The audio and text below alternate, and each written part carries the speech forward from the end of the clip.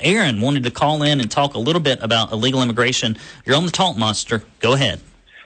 Hi, Brandon Lewis. This is Aaron Gulbransen, and I wanted to refute a bunch of points you've been making on your blog.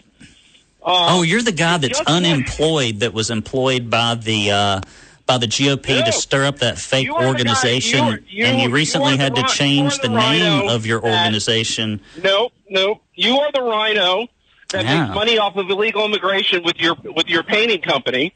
You make money off of illegal immigration on your blog. I don't run a painting company, buddy. You got the first fact wrong. Go ahead. Keep saying things that aren't true. Making money off of painting. So how can you lie about the General Assembly when they strengthened the ban on sanctuary cities, which is the number one thing that Tom Homan says that we need to do as a state? Tennessee's already done that. Are you okay? You sound like you're out of breath. Did you reach for a Cheeto? What's going on? I know you're a little portly, but I mean, why are you breathing so heavy? Hey, dude, I'm fat right now, and 3 months from now I won't be fat. Well, if you don't have a paycheck, you probably won't, and it looks like your money's dried up. That's a pretty fun lie. Just keep telling those lies, though. Go ahead. Before you were winded, I just thought I'd give you a break. Continue on. Well, thanks for helping a brother out there. Do you enjoy, though, having to bootlick for a living? I mean, is that something that's going to, I don't know if you're still living in that apartment single by yourself, but if you're going to attract a mate, maybe start a family, just stand on principle, because ultimately one day you'll raise kids and you're going to have to say, hey, this is what daddy does for a living. They'll figure it out eventually. I'd move in a different direction. Brandon, here are the points, though, that completely refute everything you say about our General Assembly. They passed a law that aids and supports law enforcement at every level to cooperate with ICE. So we're going to report burglaries. So we're going to report burglaries to the thieves' den. So we're going to tell the federal government that it's caused the problem, that we have a problem here in Tennessee, and then they will do what? Change everything they do? Go ahead. I don't understand what. Are you forgetting that Donald Trump's about to be sworn in as president in a few days?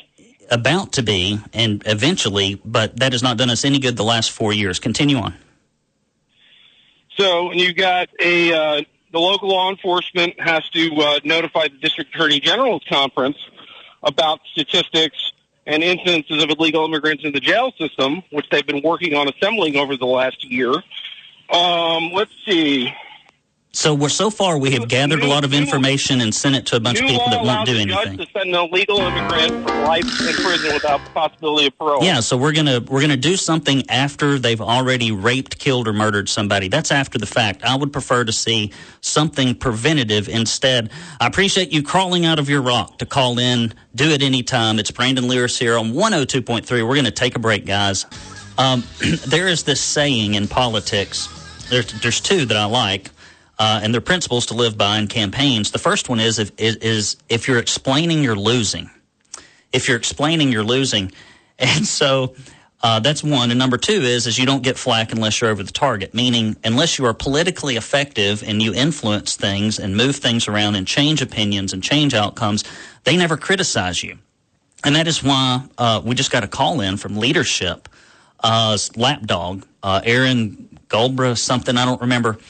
So the backstory with that, which I think you'll find interesting, is that we got so effective, us and a bunch of other grassroots groups, of just telling the truth about how GOP leadership would campaign one way and then fight and then vote a different way, that they funded, I kid you not, their own fake grassroots organization to give them awards. Like they just rode around giving the leadership awards and doing photo ops.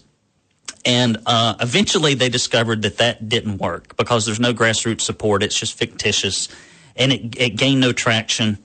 And so the thing folded up as far as I can see. And so if you don't have the detractors calling you, then you're in trouble.